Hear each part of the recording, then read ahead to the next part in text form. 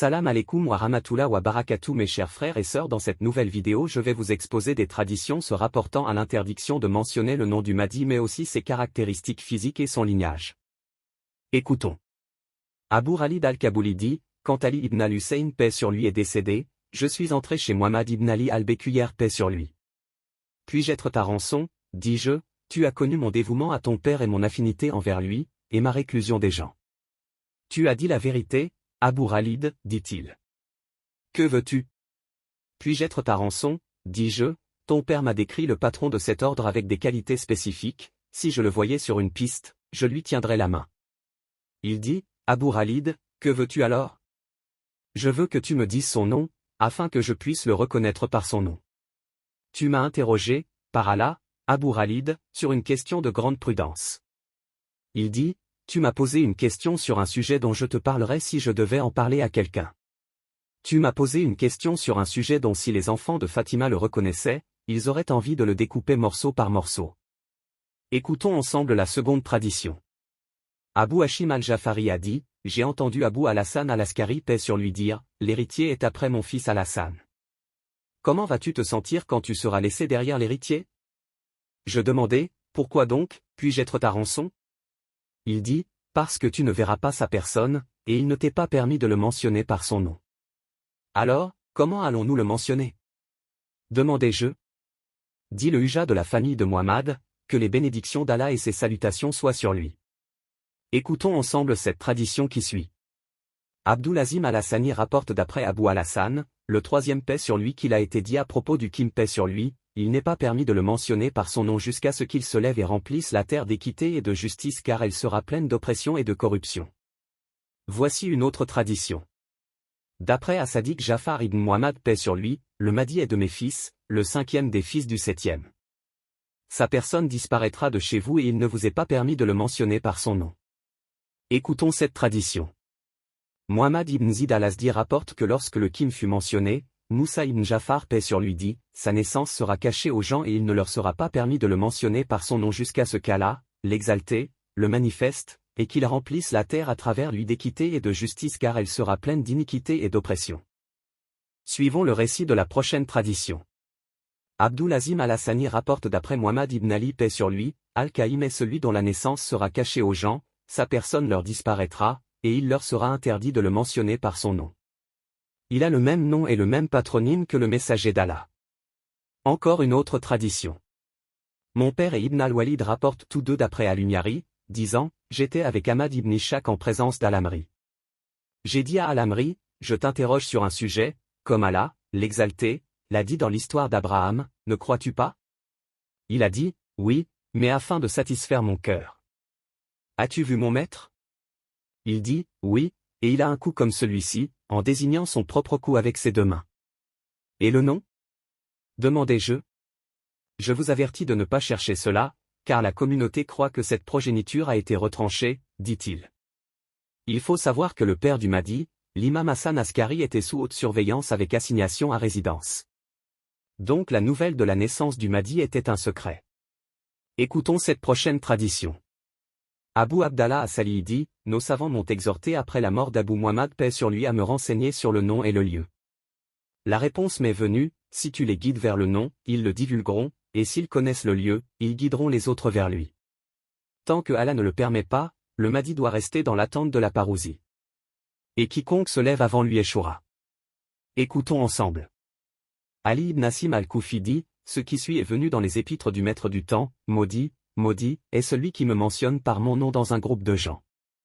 Voyons ensemble cette autre tradition. Ibn Riyab rapporte d'après Abu Abdallah paix sur lui, le patron de cet ordre est un homme que personne ne mentionnera par son nom sauf un infidèle. Encore une autre tradition. Al-Rayyan ibn al-Saladi, j'ai interrogé Al-Reza à propos du Kaïm paix sur lui. L'imam a dit, son corps n'est pas vu et il n'est pas mentionné par son nom. Écoutons cette tradition.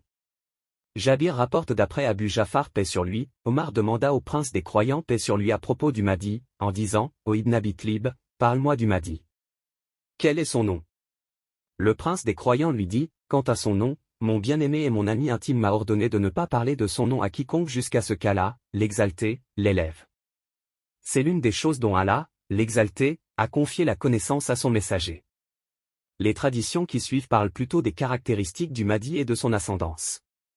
Écoutons ensemble. Ahmad al-Kasri rapporte d'après Abu Muhammad al-Askari, qui rapporte d'après ses ancêtres, d'après Moussa ibn Jafar paix sur lui qui dit, nul ne peut être le Qaïm sauf un imam fils d'imam et un successeur fils d'un successeur. Écoutons la tradition qui suit. Abdullah ibn Atta a dit, j'ai demandé à Abu Jafar, vos chiites en Irak sont nombreux et par Allah, il n'y a personne comme vous parmi les gens de la demeure. Alors pourquoi ne vous soulevez-vous pas? Il a dit, ô Abdallah ibn Atta, des gens vils ont rempli vos oreilles. Par Allah, je ne suis pas votre protecteur attendu. J'ai demandé, alors qui est notre protecteur attendu? Il dit, surveillez celui dont la naissance sera cachée aux gens. Il sera votre protecteur. Voyons ensemble cette tradition. Soufiane al-Jureri dit, j'ai entendu Muhammad ibn Abdirrahman ibn Abilay dire, par Allah, le Mahdi ne sera que de la descendance de Hussein paix sur lui. Encore une autre tradition. J'ai entendu Zaid, fils d'Ali ibn al-Hussein dire, le sauveur attendu est de la descendance d'Hussein ibn Ali, des enfants d'Hussein et des héritiers d'Hussein. Hussein est la victime à propos de laquelle Allah a dit, quiconque est tué innocemment, nous avons assigné l'autorité à son héritier. Son héritier est un homme de sa descendance, de ses enfants. Puis il a récité, et il en a fait une parole pour continuer dans sa postérité. Al-Zuruf, 28. Il ne peut donc pas dépasser la juste limite en matière de meurtre. Al-Isra, 33. Zaid a dit, son autorité réside dans sa preuve sur toute la création de Dieu, à tel point que sa preuve prévaudra sur tous les gens et personne n'aura de raison contre lui. Écoutons ensemble. Abu al-Jaroud rapporte d'après Abu Jafar, de son père, de son grand-père paix sur eux, le prince des croyants a dit du haut de la chair, un homme viendra de ma descendance dans les derniers jours, il sera blanc avec une touche de rouge, avec un large ventre, des jambes amples et des épaules hautes. Sur son dos il y a deux signes, un signe de la couleur de sa peau et un autre comme le signe du messager. Il a deux noms. L'un sera caché et l'autre proclamé. Celui qui sera caché est Ahmad et celui qui sera annoncé est le nom qu'on ne prononce pas avant sa parousie. Lorsque ses étendards flotteront, l'Est et l'Ouest seront illuminés pour lui. Il posera sa main sur la tête des gens, ainsi il ne restera aucun croyant sans que son cœur ne soit plus fort qu'un bloc de fer et Allah lui accordera la force de 40 hommes. Il ne restera aucun mort, mais cette gaieté l'atteindra dans son cœur et dans sa tombe. Les morts se rendront visite les uns aux autres et se féliciteront mutuellement pour la nouvelle de la résurrection d'Al-Qaïm. Écoutons la tradition qui suit.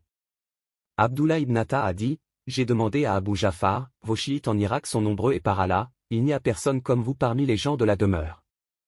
Alors pourquoi ne vous soulevez-vous pas? Il a dit, ô Abdallah ibn Atta, des gens vils ont rempli vos oreilles. Par Allah, je ne suis pas votre protecteur attendu. J'ai demandé, alors qui est notre protecteur attendu? Il dit, surveillez celui dont la naissance sera cachée aux gens. Il sera votre protecteur. Voyons ensemble cette tradition. Soufiane al-Jureri dit, j'ai entendu Muhammad ibn Abdirrahman ibn Abilay dire, par Allah, le Mahdi ne sera que de la descendance de Hussein paix sur lui. Encore une autre tradition. J'ai entendu Zaid, fils d'Ali ibn al-Hussein dire, le sauveur attendu est de la descendance d'Hussein ibn Ali, des enfants d'Hussein et des héritiers d'Hussein. Hussein est la victime à propos de laquelle Allah a dit, quiconque est tué innocemment, nous avons assigné l'autorité à son héritier. Son héritier est un homme de sa descendance, de ses enfants.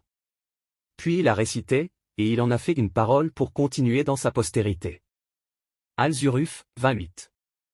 Il ne peut donc pas dépasser la juste limite en matière de meurtre. Al-Isra, 33.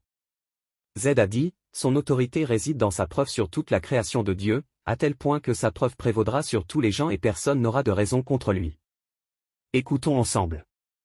Abu al-Jaroud rapporte d'après Abu Jafar, de son père, de son grand-père paix sur eux, le prince des croyants a dit du haut de la chair, un homme viendra de ma descendance dans les derniers jours, il sera blanc avec une touche de rouge, avec un large ventre, des jambes amples et des épaules hautes.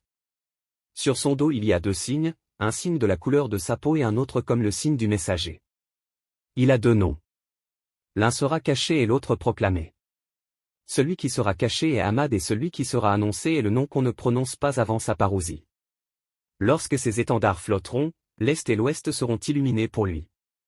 Il posera sa main sur la tête des gens, ainsi il ne restera aucun croyant sans que son cœur ne soit plus fort qu'un bloc de fer et Allah lui accordera la force de 40 hommes. Il ne restera aucun mort, mais cette gaieté l'atteindra dans son cœur et dans sa tombe. Les morts se rendront visite les uns aux autres et se féliciteront mutuellement pour la nouvelle de la résurrection d'Al-Qaïm.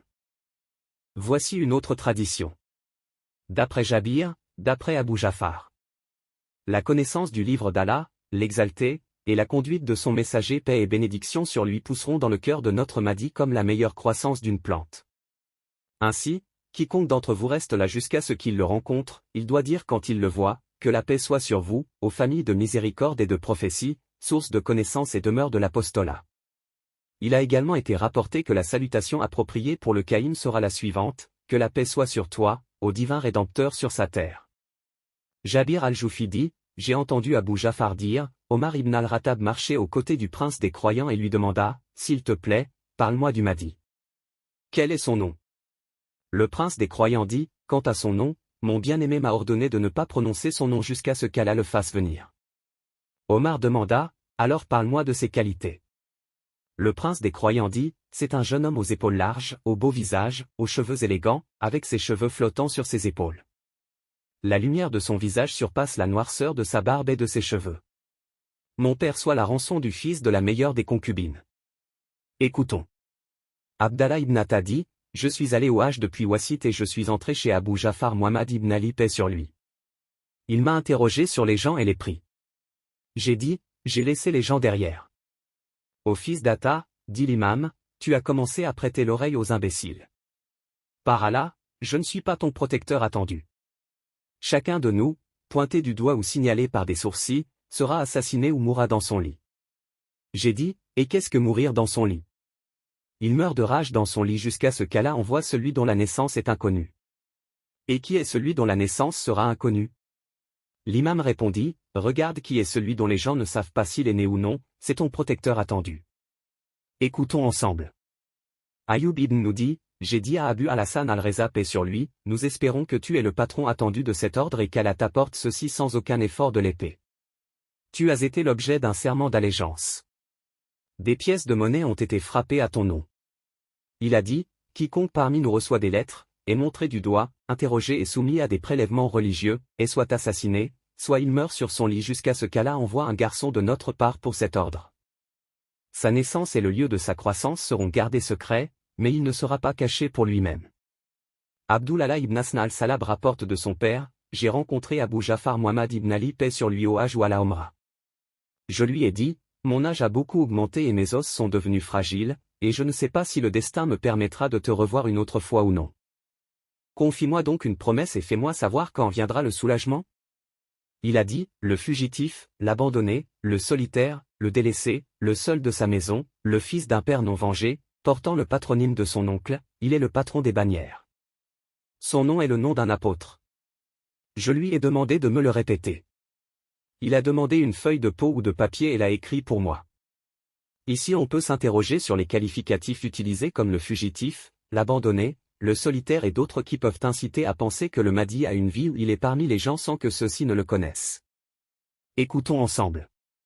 Salim al-Ashal rapporte d'après Hassan al-Tarlubi, j'ai rencontré Abu Jafar paix sur lui.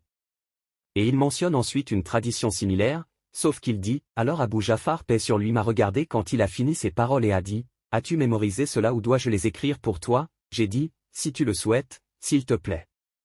Puis il a demandé une feuille de peau ou un papier et l'a écrit et me l'a donné. Salim al-Ashal dit, Hassan nous a apporté l'écriture et nous l'a lu en disant, c'est l'écriture d'Abu Jafar paix sur lui. Voyons ensemble cette tradition. D'après Jafar ibn Muhammad paix sur lui, celui que vous cherchez et en qui vous avez placé vos espoirs se lèvera de la Mecque. Mais il ne se lèvera pas de la Mecque tant qu'il n'aura pas vu ce qui est nécessaire, même s'il arrive que des organes mangent des parties d'arbres. Écoutons. D'après Abu Abdallah paix sur lui, quand trois noms, Muhammad, Ali et Hassan se succèdent, leur quatrième est le Qaïm. Écoutons ensemble. Daoud al-Raki dit, j'ai dit à Abu Abdallah paix sur lui, puis-je être ta rançon, cette affaire nous a pris beaucoup de temps, à tel point que nos cœurs ont perdu patience et le chagrin nous tue. Il a dit, quand cela atteint le plus haut niveau de désespoir et le point le plus grave du chagrin, un appelant appellera des cieux le nom du Qaïm et le nom de son père. J'ai dit. Puis-je être ta rançon, quel est son nom? Il a dit, son nom est le nom d'un messager et le nom de son père est le nom d'un successeur. Écoutons cette tradition qui suit. Yahya ibn Salim rapporte d'après Abu Ja'far paix sur lui, le patron de cet ordre est le plus jeune d'entre nous par l'âge et le plus caché d'entre nous en personne. J'ai demandé, quand viendra-t-il? Il a dit, lorsque les cavaliers marcheront pour prêter serment d'allégeance aux garçons, alors chaque homme de pouvoir et d'autorité lèvera un étendard. Je m'arrête là et si Dieu le veut nous approfondirons plus en détail ce que je développe. Si vous avez des questions, écrivez-les dans les commentaires. À bientôt et n'oublie pas de mettre un j'aime et un petit commentaire pour soutenir la chaîne.